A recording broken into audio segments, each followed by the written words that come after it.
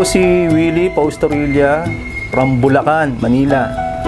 Narito ko para mag-aral sa beekeeping.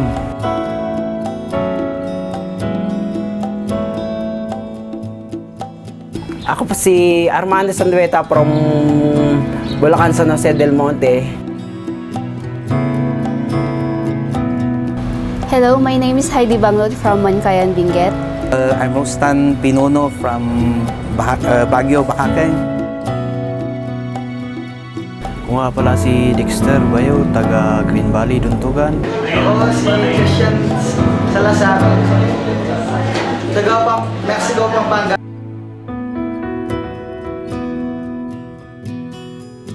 Ako po si Porlito Garcia ng Atok, Benguet. Ako si Dave Samling, nanggaling sa Apugan, Santo Tomas. Hi, ako pala si Denver Anaway from Sagada. At ako po ay si Gami Manbyutan, galing pa ako sa Metro Manila, Marikina City. Ang dami kong natutunan dito sa mga paggawa ng mga hives or bahay ng mga bubuyog.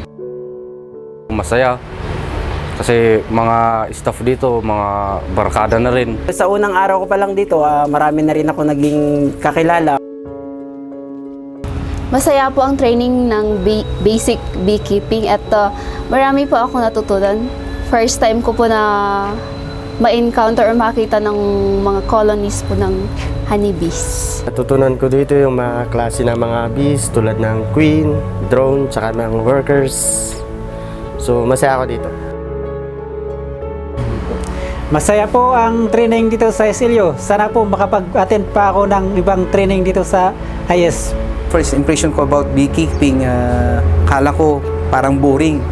Pero nung pumasok ako ng seminar, 3-day seminar, first day pa lang, marami na pala akong matututunan. Gusto ko na rin mag-start ng own colony ko. So sana at the end of the 3-day seminar, makaka-start na rin ako colony ko, magpaparami na rin ako. At talagang exciting. Gusto kong may apply lahat ng matututunan ko dito.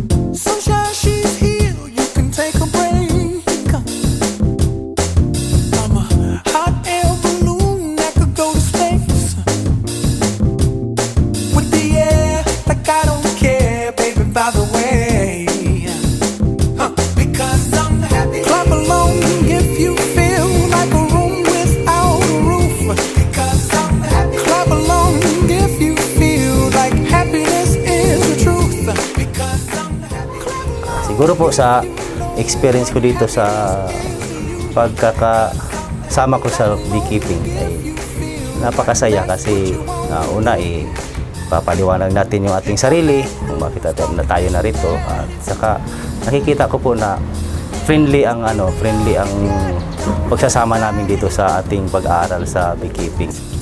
Sisikapin ko at kung papalarin makakagain ako ng 6 months training. Maraming salamat.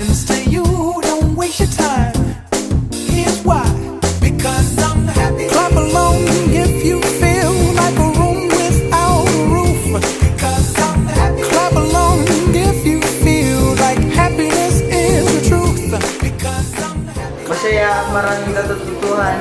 Salamat po.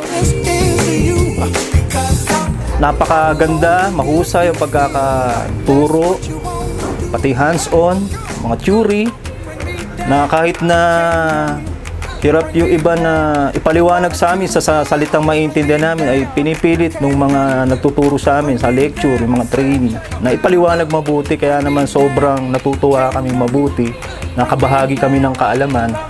Kaya lang po yung 3 days na training para pagkuha ng basic ay parang masyado po ako nabibitin. Parang gusto ko pang matutong mabuti.